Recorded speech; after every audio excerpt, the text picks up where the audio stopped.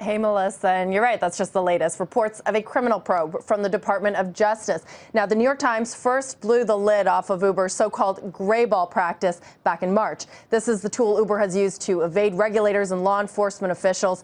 A few days after that report, the startup said it would no longer be using the system to block officials. But, guys, its problems have only gotten worse from there. A federal inquiry was revealed in a Portland transportation audit last week, and now the latest reports that that inquiry was a criminal investigation.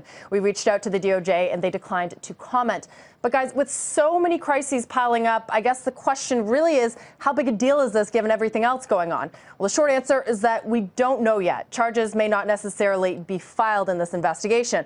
But what we do know is that there is a whole lot of additional stuff on the horizon that could further damage Uber's business, like its legal battle against Alphabet's Waymo that could crush its self-driving car ambitions, and of course the Holder investigation, the results of which have already been delayed to the end of May.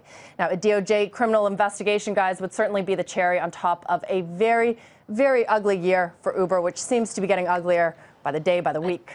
I would imagine that the big question now, really, Deirdre, is what does this do? What do all these hits do to Uber's valuation? Any sort of scuttle in Silicon Valley over that?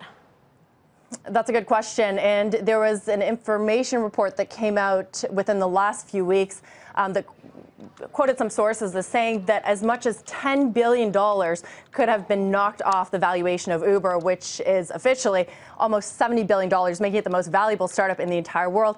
And Melissa, while all of this is going on, its rivals aren't sitting still either. You've had Lyft and Didi, its rival in China that's expanding abroad now, raise some mega rounds. So there's a lot of pieces going on here. It doesn't look good for Uber, and there's indication that it could be starting to affect its valuation. All right, Deirdre, thank you.